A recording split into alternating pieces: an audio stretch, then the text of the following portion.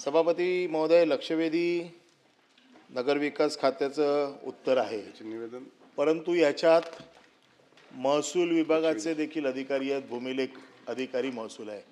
म्हणजे आपण दोघे भाऊ भाऊ आहे. सगळा माल वाटून खाऊ. तर त्याच्यामुळे दोन्ही भाऊ उत्तर देणार आहेत का एकच भाऊ जबाबदारी घेऊन उत्तर देणार आहे? दोन्ही भाऊ सभागृहात आहेत. हा, म्हणून मी हा प्रश्न विचारला. विषय असा आहे की सभा काय झालंय, बावनकुळे साहेबांना हल्ली प्रश्न विचारायलाच भीती वाटते, कारण फार जोरदार उत्तर देतात पण त्याची अंमलबजावणी होत नाही. तो विषय मी आता उद्या मांडीन, कारण त्याच्यावरती मला बोलायचं सविस्तर. पण हा विषय आता महत्त्वाचा आहे. 1981 चा जो GR आहे, या GR प्रमाणे शासनाने जो निर्णय केला आहे की 4000 मीटरच्या वरचे जे प्लॉट आहेत, हे 4000 मीटरच्या वरचे जे प्लॉट आहेत यांना जर डेव्हलपमेंट करायची असेल तर या प्लॉटने 20% हे म्हाडाला दिले पाहिजेत. म्हाडा ही नोडल एजन्सी आहे. 10% त्यांनी अजून ओपन स्पेस ठेवली पाहिजे आणि 5% जर 20,000 मीटरच्या वरती असेल तर त्यांनी 5,000.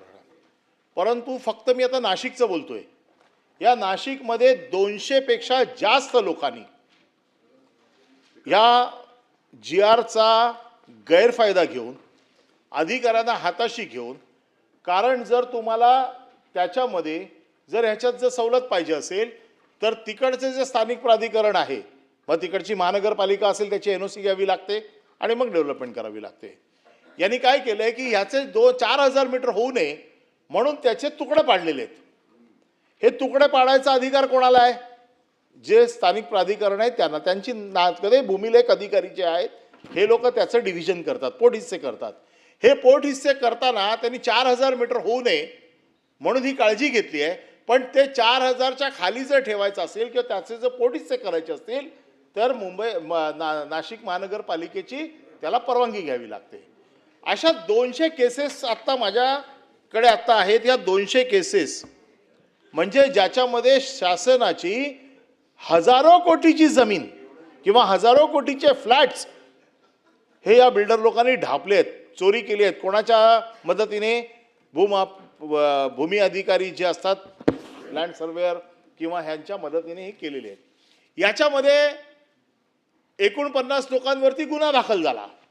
49 लोकांवरती गुन्हा काय दाखल झाला तर त्यांनी तर बोगसच केले, बोगस नकाशे सबमिट केले म्हणून त्यांच्यावरती गुन्हा दाखल झाला. त्यांची चौकशी चालू आहे. माझं म्हणणं असं आहे की मार्चमध्ये ही केस झालेली आहे. 200 केसेस तुमच्याकडे आलेले आहेत. या 200 केसेसमध्ये गुन्हा हा 49 लोकांवरती जो गुन्हा सोडला तर बाकीच्या कोणावरती काहीच कारवाई झालेली नाही आहे. फक्त पोलिसांची चौकशी चालू आहे. लोकांना तिकडे बोलवलं जाते, तिथे हिशोब केले जात आहेत आणि फक्त हिशोब करून तिकडे फक्त त्यांच्या स्टेटमेंट्स घेऊन सोडले जात आहेत. मी अगदी साधं उदाहरण एक आहे, म्हणजे तुम्हाला जर सांगायचं तर पिंकेश शाह नावाचा बिल्डर आहे. त्याने 670 फ्लॅट बांधले. त्याला नियमाप्रमाणे द्यायला किती पाहिजे होते? 164 फ्लॅट त्याला द्यायला पाहिजे होते म्हाडाला. त्याने काय केलं? 2013ची मंगल कार्याला मिळालेली परवानगी वापरली आणि 2018ला बिल्डिंग बांधून टाकल्या आणि 164 फ्लॅट म्हाडाला. हे फ्लॅट मिळणार आहेत कोणाला? गोरगरिबांना तुम्ही स्कीममध्ये देता. जे आपल्याला मिळतात, PAP मध्ये मिळत असतील किंवा दुसऱ्या कुठल्या स्कीममध्ये मिळत असतील म्हाडाला, तर आपण ते गरिबांच्या स्कीमसाठी देतो. म्हणजे गरिबांना एका बाजूला सरकार म्हणतं आम्ही गरिबांना घरं देतोय, दुसऱ्या बाजूला ह्या चोर लोकांना संरक्षण देतोय आणि त्यांचे फ्लॅट्स काढून घेतोय. त्याच्या बाबतीत कुठली कारवाई होत नाही आहे. या 200 लोकांची लिस्ट मी आपल्याकडे पाठवून देतो. आपल्याकडे तर असेलच कदाचित, पण या 200 लोकांची लिस्ट मी पाठवून देतोय. आणि याच्या बाबतीमध्ये सरकार काय करणार आहे? अजून कुठल्याही प्रकारचा गुन्ह्यामध्ये 39 लोकांचा गुन्हा वेगळा आहे, परंतु 39 सोडले तर बाकीचे जे लोक आहेत 200 पेक्षा जास्त अधिकारी, यांच्या बाबतीत कुठलीही कारवाई आतापर्यंत झालेली नाही. आपण मला स्पेसिफिक टाइम सांगा की किती दिवसात हे चौकशी सगळी करणार, कोणाच्या माध्यमातून करणार. कारण तिथे आता सगळे रेट लागलेत. तुझी जागा किती आहे, किती एरिया आहे तुझा, त्या एरियाप्रमाणे त्यांनी रेट ठरवून टाकलेत. एवढे पैसे देऊन टाक, विषय संपवून टाक. आम्हाला तुमच्याकडनं स्पेसिफिक माहिती पाहिजे, कारण याच्यात भूमिलेख अधिकारी पण आहेत, याच्यामध्ये महानगरपालिकेचे अधिकारी पण आहेत, त्याच्यामुळे दोन्ही भाऊ मिळून खात आहेत. म्हाडाचे अधिकारी देखील आहेत, म्हणजे 3 भाऊ, पण ते तिन्ही भाऊ एकाच घरातले आहेत आणि चौथ्याला उत्तर द्यावं लागतंय. तर त्यामुळे माझं म्हणणं असं आहे, माझा स्पेसिफिक प्रश्न आहे की ह्या 200 पेक्षा जास्त ज्या बाबी मी आपल्यासमोर देतोय यांची चौकशी आपण किती दिवसात करणार, यांनी ढापलेली जमीन आपण कुठल्या पद्धतीने परत, तुम्हाला सांगू नुसता एक NA चा अर्ज दिला इथे राज, त्यांच्यावरती ईडी नाही, त्यांच्यावरती कुठलंही काय नाही, म्हणजे तुम्ही या चोरांना संरक्षण देण्याचं काम करताय का, हा माझा प्रश्न आहे. म्हणून माझा स्पेसिफिक प्रश्न आहे, तुम्ही कोणाच्या माध्यमातून ही चौकशी करणार, किती दिवसात करणार, ही उरलेली जमीन तुम्ही कुठल्या मार्गाने परत घेणार, आणि स्पेसिफिक याच्या बाबतीत तुम्ही अशा चोर लोकांना, कारण हा तर फक्त नाशिकचा विषय आहे, असं सगळं संभाजीनगर महाराष्ट्रात खूप ठिकाणी झालेलं आहे, पण एका ठिकाणी जर तुम्ही चाप लावला तर बाकीच्या ठिकाणी तुम्हाला त्याला लोकांना धडा शिकवता येईल. त्याच्यामुळे ह्या मध्ये दोषी जे सापडलेले आहेत, हा खरं म्हणजे MCOCचा गुन्हा होतोय, संघटित गुन्हेगारी आहे खरं म्हणजे, त्याला पण ॲप्लिकेबल होऊ शकतं. पण आता तो लावायचा की नाही ते त्यांनी ठरवायचं आहे. पण माझं स्पष्ट मत असं आहे की याच्यात फौजदारी गुन्हा दाखल करून याच्यात जे दोषी सापडतील त्यांच्यावरती आपण कारवाई करणार का. सभापती महोदय, सन्माननीय सदस्य अनिल परब साहेबांनी नाशिकच्या बाबतीमध्ये जी लक्षवेधी आणलेली आहे आणि त्यांनी जी या ठिकाणी वस्तुस्थिती सांगितलेली आहे त्याच्यामध्ये नाकारण्याचं काहीच कारण नाही. कारण आपल्याला माहिती असेल की याच लक्षवेधीचा एक प्रश्न गृहनिर्माणच्या निमित्तानं आला होता. त्याच्यानंतर महसूल विभागाच्या निमित्तानं सन्माननीय बावनकुळे साहेबांनी देखील याचं उत्तर दिलेलं होतं आणि याची चौकशी कुठेही थांबलेली नाही. त्याचा उल्लेख आपण 49 लोकांचा केलेला आहे. त्याचा मी फक्त एक थोडा गोषवारा आपल्याला सांगतो. आणि ह्या 49 लोकांवर कारवाई झाली म्हणजे पुढच्या लोकांवर कारवाई होणार नाही अशातला अजिबात भाग नाही. 18/8/2026 पर्यंत प्रवीण गेडाम समिती जी आहे त्याचा अहवाल पूर्ण चौकशीचा शासनाकडे येणार आहे आणि त्याच्यामध्ये जे कोण त्याच्यामध्ये असतील त्यांच्यावर कारवाई होईल, फौजदारी दाखल होईल. परंतु मागचे जे 49 गुन्ह्यांच्या बाबतीमध्ये आपण जे म्हटलं त्याच्यामध्ये स्पेसिफिक फौजदारी गुन्हे दाखल झाले. मी नावासकट सांगतो की उपअधीक्षक भूमी अभिलेख नाशिक, नायब तहसीलदार नाशिक, सहाय्यक संचालक नगर रचनाकार विभाग नाशिक, त्याच्यानंतर दिनेश मनशनी म्हणून खाजगी व्यक्ती आहे आणि दीपक करमचंदानी अशा व्यक्तींवर गुन्हे दाखल झाले. यांना जेल देखील झालेली होती. आता यांच्यावर गुन्हे दाखल झाले म्हणजे पुढच्या लोकांवर गुन्हे दाखल होणार नाहीत अशातला अजिबात भाग नाही. अजून एक 15 दिवसाचा 20 दिवसाचा अवधी फक्त शिल्लक आहे. 18/8/2026 पर्यंत या संपूर्ण चौकशी समितीचा अहवाल शासनाकडे येईल. याच्यामध्ये जे कोण असतील त्यांच्यावर 100% कारवाई केली जाईल. आणि हा फक्त 49 लोकांशी मर्यादित विषय नाही, 123 लोकांवर गुन्हे दाखल झाले. नाही म्हणून सांगितलं ना, जरी ही केस वेगळी असली तरी ह्या चौकशी अंती जे आपण 200 लोक सांगितले ती आधी माझ्याकडे द्या, ती देखील आम्ही समितीकडे पाठवतो. परंतु याच्यामध्ये जे कोण असतील त्यांच्यावर 100% कारवाई केली जाईल.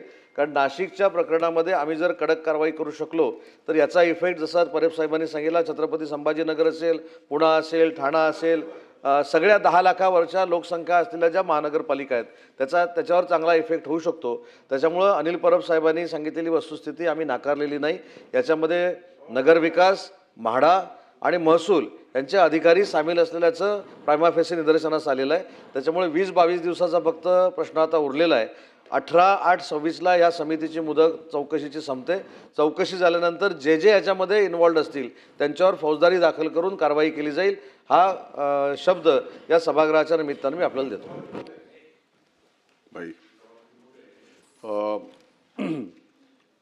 एक गोष्टीचं स्वागतच करायला पाहिजे की लक्षवेधीचा रोख लक्षात घेऊन आपण काही अंशी त्याच्यावर कारवाई केलेली आहे. काही अंशी मुद्दाम बोलतोय कारण 49 लोकांवर कारवाई म्हणजे दुसरे 200 मोकाट असा विषय होत नाही आणि जो तुम्ही मान्य केलेला आहे.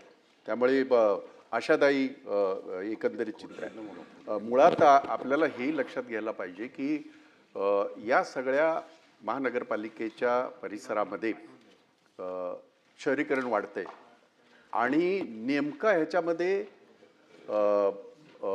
हा जो आहे EW आपला इकॉनॉमिकल बॅकवर्ड जो हे आहे आणि LIG म्हणजे सगळ्यात जास्त जो नुकसान आहे ह्या घटकाचा आहे. आणि जे आम्ही कायद्याच्या माध्यमातून त्यांना 20% जे काय आम्ही त्यांनी जमीन आपल्याला अधिकृत करून द्यायला पाहिजे किंवा आपल्याला त्याच्यामध्ये त्यांनी म्हाडाला द्यायला पाहिजे, म्हाडाचंच बोलतोय कारण हे सगळे म्हाडाचंच आहे.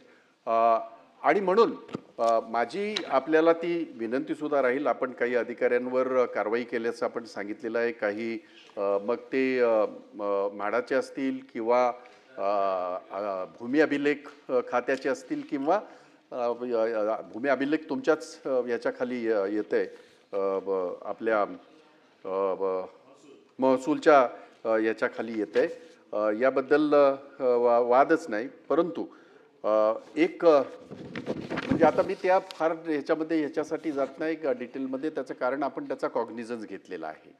कारण या सगळ्या गोष्टीचं ज्याला आपण ह्याचं बायपर्केशन म्हणतो किंवा फ्रॅगमेंटेशन ऑफ दॅट प्लॉट म्हणतो, त्याची प्रक्रिया आहे आपल्याकडे आणि ती ले डाऊन केलेली आहे. आणि त्याच्यामध्ये याची स्थानिक विकास प्राधिकरणाची NOC लागतेच लागते. म्हणजे त्यांनी हा एवढी डेअरिंग जे सरकारी अधिकारी बसलेत, पगार कसला घेतात हे असलं सगळं करायला. आता ते अधिकारी ज्यांच्यावर तुम्ही गुन्हा दाखल केला आहे त्यांचं हे आहे, परंतु ते अधिकारी आता आहेत कुठे? परत जर आपण सगळं जर गोल आपण जर हे बघितलं, हे अधिकारी काही कालावधीनंतर परत तिकडे येतात. या बाबतीमध्ये काय करता येईल? कारण ही जी काही मोडस ऑपरेंडी आहे ही अशाच प्रकारची आहे. आपले अधिवेशन वर्षातनं 3 वेळा होतात, 2-2, 3-3 हप्त्याचे होतात. तेवढ्यापुरतं सगळं काय आलबेल. आणि हे इतके माजलेत, यांच्या कातड्या इतक्या जाड आहेत की काय नाही, आपण नीटमध्ये जाऊ. आपण नेहमी म्हणतो नाही का, नीटमध्ये जातील. त्यांना नीट जोपर्यंत, आपण वाईट शब्द डोक्यात आला होता तोंडात, पण मी नाही म्हणत आहे तो, कारण आपण संसदीय कामकाजामध्ये ते नसावं म्हणून नको, पण तरी सुद्धा नको. आता नीट हा शब्दच सगळा रसातळाला गेलाय, त्यामुळे मी नीट काय बोलत नाही त्याच्या बाबतीमध्ये. मला फक्त एवढंच सांगायचं आहे, ह्या अधिकाऱ्यांचा सुद्धा ट्रॅक रेकॉर्ड आपल्याकडे असला पाहिजे. आणि अशा पद्धतीचे अधिकारी हे प्रशासनामध्ये कुठेही दिसता कामा नये. त्यांना कळू द्या, तिकडे गडचिरोली वगैरे करू द्या ना, गावखेड्यामध्ये कुठं काम करायचं तिकडे. म्हणजे झालंय कसं, आता आपण बोलताना एक गोष्ट म्हणून ती खरी पण आहे, ज्यांच्यावर गुन्हे दाखल झाले, तो मवानी असेल किंवा तो दुसरा एक असेल किंवा ते अधिकारी, ते जामिनावर बाहेर आले ना, कारण हा बेलेबल ऑफिस आहे दुर्दैवाने. मग जामीन कसा झाला हाही प्रश्न आहे.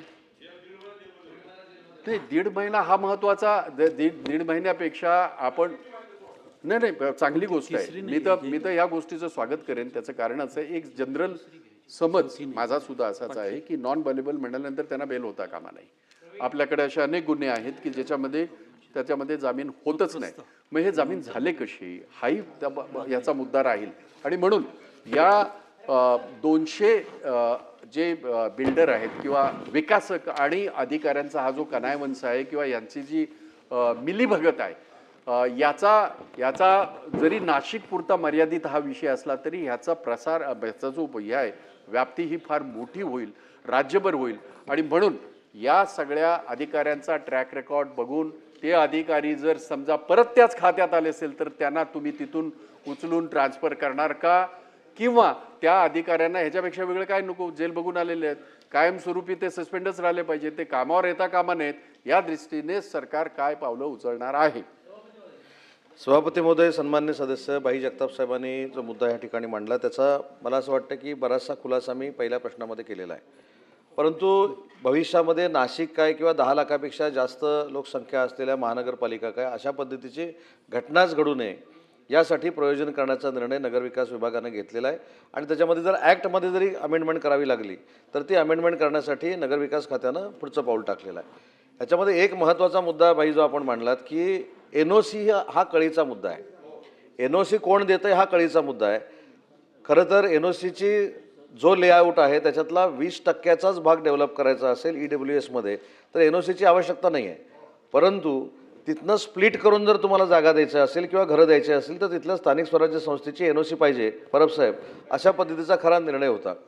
परंतु अशाच पद्धतीनं पूर्वी 4-5 वर्षापूर्वी हा सभागृहामध्ये जेव्हा विषय आला त्या सभापती महोदयांनी काही निर्देश दिलेले होते NOCच्या संदर्भामधले, आणि म्हणून ती NOC आपण आता घेतलीच पाहिजे, कारण सभापती महोदयांचा तो निर्देश आहे. परंतु कायद्याप्रमाणे आताच आम्ही अधिकाऱ्यांना अशा सूचना केलेल्या आहेत की कायद्याप्रमाणे जर NOC फक्त त्या 20% आवश्यक आहे आणि आपण सगळ्याच ठिकाणी NOCसाठी महानगरपालिकेकडे जातोय, तर तशा पद्धतीची विनंती आपण सभापती महोदयांना करावी. अशा पद्धतीचा प्रस्ताव देखील आम्ही सभापती महोदयांकडे मांडतोय आणि त्याच्यामधनं ह्या काही गोष्टी क्लिअर होतील. पण अजून एक त्याच्यातला जो मुद्दा आपण आता या ठिकाणी सांगितला आणि परब साहेबांनी देखील सांगितलं की घरं कोणाला मिळणार आहेत, तर गरिबांना घरं मिळणार आहेत. आणि गरिबांना घरं मिळत असताना एखादा 1000 घरांचा जर स्टॉक असेल तर तो 1000 घरांचा स्टॉक मिळतोय की नाही ही खऱ्या अर्थानं चौकशी झाली पाहिजे. आणि तेच 18/8च्या चौकशीमध्ये सगळं येणार आहे.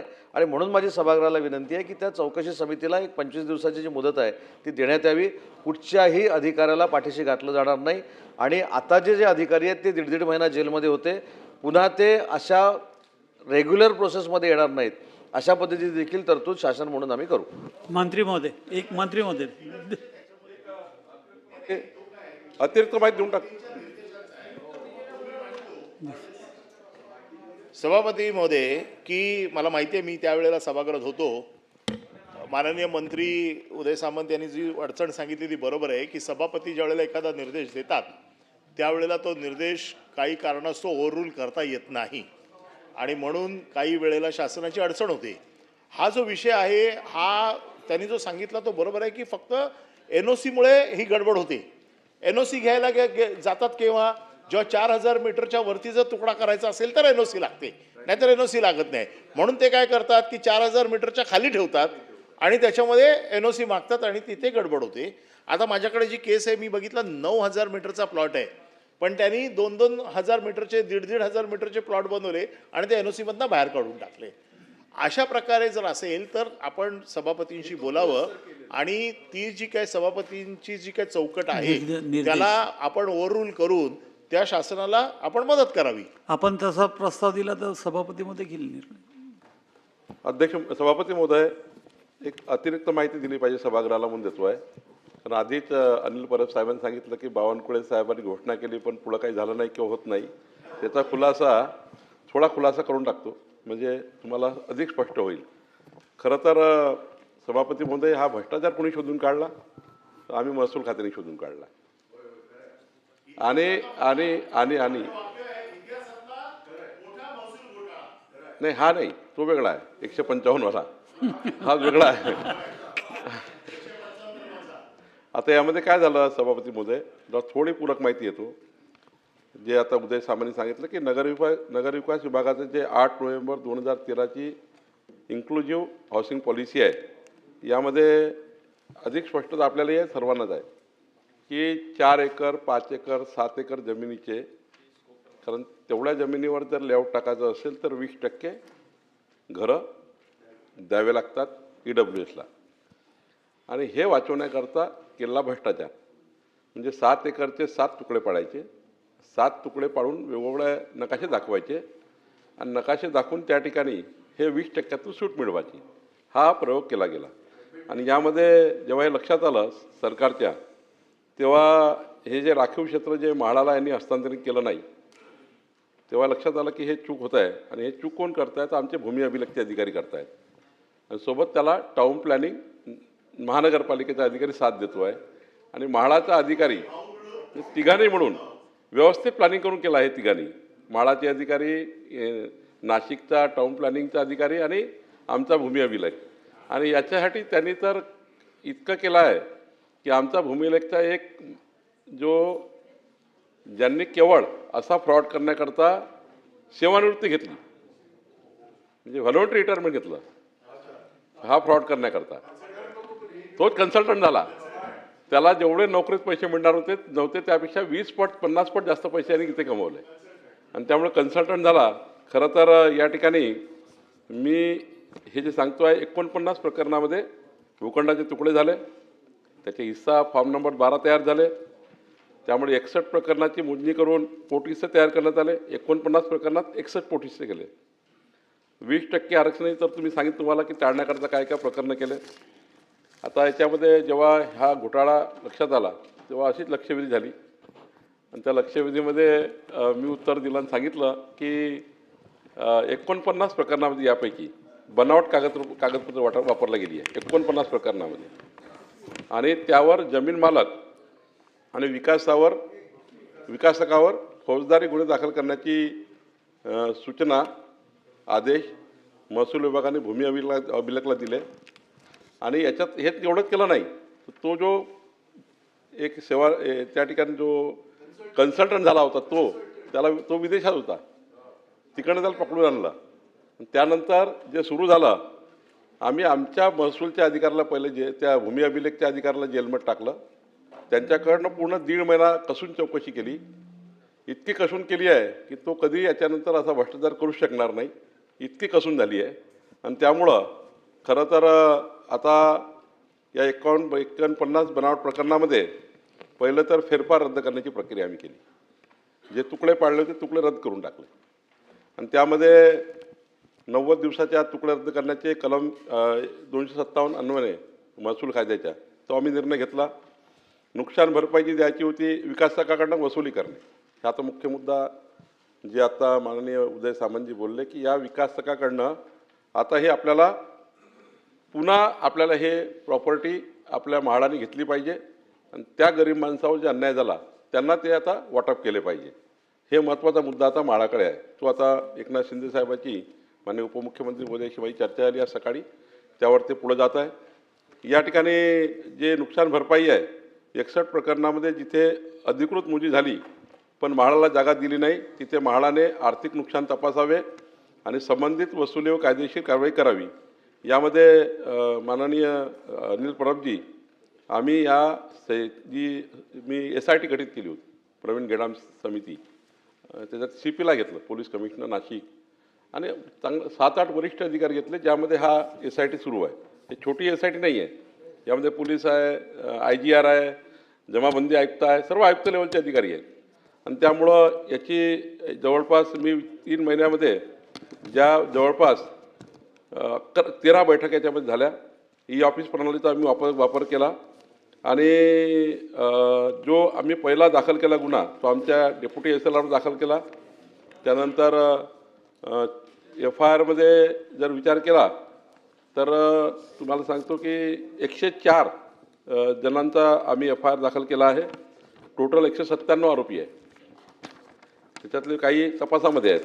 हा नॉन अवेलेबल ऑफेन्स दाखल केला 335, 336(2), 336(3), 337, 338, 35 सर्व नॉन अवेलेबल आहे.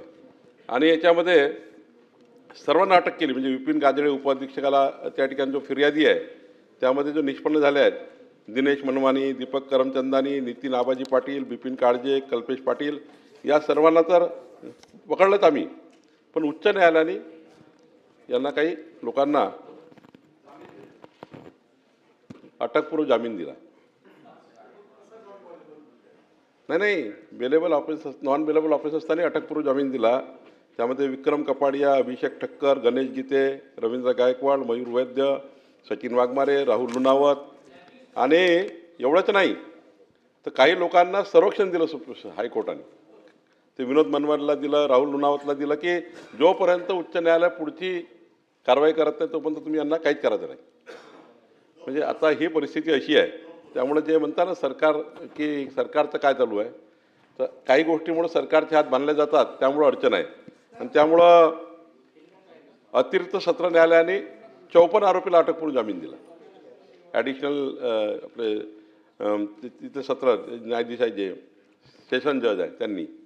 आणि मग आता आम्ही पुढं जातो आहे जे उदय सामंतजी सांगितल्याप्रमाणे. पण एक प्रवीण गेडाम समितीने, या उच्चस्तरीय समितीने आम्हाला, कारण प्रकरणं इतके आहेत, कारण हा प्रकरणाचा जो स्कोप आहे ते 1900 जर विचार केला तर हे प्रकरणं जी आहेत आम्ही 12 वर्षही शोधतो आहे. 13 वर्षाची, 13 वर्षापासून चालू आहे, हे आजचं नाही आहे. 13 वर्षापासून सुरू आहे असं नाशिकमध्ये. आणि राज्यामध्ये सुरू आहे का तर राज्यामध्ये सुरू आहे. या 13 वर्षाचा भ्रष्टाचार आत्ता 2026मध्ये आम्ही काढला आहे. आणि त्यामुळं 13 वर्ष, तर 13 वर्षात जे सरकार आले त्या सरकारच्या कुठलंही सरकारचं तर काही माहिती नसतं फार, पण 13 वर्षापासून ते भ्रष्टाचार करताय. कोण? नाशिक महानगरपालिकेचे अधिकारी आमचे भूमिलेखचे अधिकारी आणि म्हाडाचे अधिकारी 13 वर्षापासून सुरू आहे आणि त्यामुळं एक मोठं स्कॅन्डल आम्ही शोधून काढलं. मी अनिल परब साहेबांचं जसं आता माननीय उदय सामंतनी सांगितल्याप्रमाणे ही गोष्ट खरी आहे की प्रवीण गेडाम समिती 2 महिन्याचा वेळ मागते आहे. आम्ही 18/8/2026 संपूर्ण याचा कारवाई पूर्ण करून त्यानंतर सरकारला 1-2 महिने लागतील. पण डिसेंबरच्या अधिवेशनामध्ये एक तर उदय सामंतजी नगरविकास खात्या माध्यमातून किंवा माझ्याकडनं याचा संपूर्ण ATR ॲक्शन टेकन रिपोर्ट आम्ही डिसेंबरमध्ये सादर करू. कारण 8व्या महिन्यापर्यंत रिपोर्ट येईल. 2 महिने सरकारला पुन्हा लागतील आणि त्यामुळं कुणालाही या ठिकाणी वेगळं काही याच्यामध्ये आम्ही काही कारवाई करत नाही असं काही विचार करू नका. फक्त हायकोर्ट आणि सेशन कोर्ट यामध्ये थोडा जरा आम्हाला. पण आता साठे साहेबांशी बोललो आहे, AGशी बोलतो आणि AGशी बोलून हे जे जमानत मिळाली यांना अटकपूर्व जामीन मिळाला यांना, हे जर मेन याच्यातलं आता हे आहे. हे जर निघालं आमचं अटकपूर्व जामीन जर सुटला आणि सेशन कोर्टाने जे अटकपूर्व जामीन दिला आहे ते दोघातून आम्ही जर आम्हाला लिप मिळाला, या सर्वांना जेलमध्ये टाकून एक मोठी कारवाई करता येईल. परब साहेब, आहे की ही भीती निर्माण झाली होती ती कमी का झाली अटकपूर्व जामिनामुळे. आता आपण सांगितलेलं आहे की आपण त्याची SITचा रिपोर्ट आपल्याकडे येईल. अटकपूर्व जामीन केव्हा मिळतो? प्रायमा फेसी केस जेव्हा कोर्टाच्या समोर जाते, अजून त्याचा तपास पूर्ण झाला नव्हता म्हणून तुम्हाला अटकपूर्व जामीन मिळाला. प्रायमा फेसी काय त्यांना कारणं दिली असेल ती. पण ज्यावेळेला तुमचा तपास पूर्ण होईल त्यावेळेला तुम्हाला तपासाच्या आधारावरती त्याचं बेल कॅन्सल करण्यासाठी तुम्हाला संधी आहे. तुम्ही आजच सांगून टाका की बाबा ज्या दिवशी तपास होईल, तपासामध्ये जो निष्कर्ष येईल त्याच्याप्रमाणे सेशन कोर्टामध्ये ज्यांना अपील झालं त्यांना हायकोर्टात जायला काय तुम्हाला अडचण नाही आहे. पण हायकोर्टात झाले त्यांना सुप्रीम कोर्टात जायची पण गरज नाही. पण तुम्हाला ज्या दिवशी तपासाचा निष्कर्ष येईल, तुम्ही तपास आता करताय असं सांगितलेलं आहे, तपासाचा निष्कर्ष आला, प्रवीण गेडाम समितीचा रिपोर्ट आला, त्याच्यात जे दोषी आहेत त्यांच्या बाबतीत तुम्ही जाऊ शकता आणि त्याच्या बाबतीत तुम्ही जाऊन त्यांचे बेल कॅन्सल करून घेऊ शकता. ही जर झालं तर फार मोठं काम होईल. आणि तुम्ही केलेल्या कारवाईचा ॲक्शन टेकन रिपोर्ट, कारण काय आहे, मागच्या आपल्या महसूलच्या घोटाळ्याचा ॲक्शन टेकन रिपोर्ट आपण या अधिवेशनाच्या पहिल्या दिवशी देणार होता महाराष्ट्राचा. हां, म्हणजे माझी लक्षवेधी यासाठी थांबलात. ओके. मग सभापती महोदय उद्या माझी लक्षवेधी लावा, कारण त्याच्या बाबतीमध्ये ही विशेष सरकारकडनं आलेली लक्षवेधी असं समजा, माझ्या कोट्यातली नाही असं समजा, माझ्या कोट्यात धरू नका, सरकारकडनं आलेली लक्षवेधी समजा, पण त्याच्यावरती कारवाई करा. पण ॲक्शन टेकन रिपोर्ट पुढच्या अधिवेशनाच्या पहिल्या दिवशी आम्हाला मिळेल अशी व्यवस्था करा आणि सभागृहात आपण हे मान्य करा की आम्ही ॲक्शन टेकन रिपोर्ट देऊ. जर दिला नाही तर हक्कभंग आणण्याची परवानगी देखील आम्हाला द्या. सभापती महोदय, सन्मान्य सदस्य अनिल परब साहेबांनी जी सूचना मांडलेली आहे त्या पद्धतीनं ATR पहिल्या आठवड्यामध्ये अधिवेशनाच्या आणला जाईल. सचिन भाऊ. महोदय, जसं आपण हा व्ह्यू घेतले, ULCचे पण अनेक जमिनी आहे. उदयजी, तुमची लक्षवेधी तुमचीच आहे ना, म्हणजे उत्तर तुम्हीच देताय ना. सभापती महोदय, काय योगायोगाने गृहनिर्माण आणि नगरविकास खाता पण माननीय उपमुख्यमंत्र्यांकडे, जशा या जमिनी ULCची पण मोठ्या प्रमाणावरती जमीन आहे. सभापती महोदय, काय झालेलं आहे की मोकळ्या जागा न मिळाल्यावर एक पिढी आपण संपून टाकलेली आहे. आणि दुसरी महत्त्वाची जी अडचण होणार आहे सभापती महोदय, की हे जसं ULCमध्ये सूट देऊन केले, जे छोटे छोटे घटक आहेत त्यांना घरच मिळाली नाही आहे.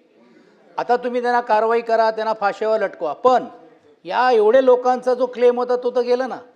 आणि दुसरा महत्त्वाचा सभापती महोदय असा आहे की आता हे तुम्ही जिकडे ज्यांच्यावर कारवाई करतायत त्यांच्या जमिनीवरती ऑलरेडी बिल्डिंग झालेले आहेत.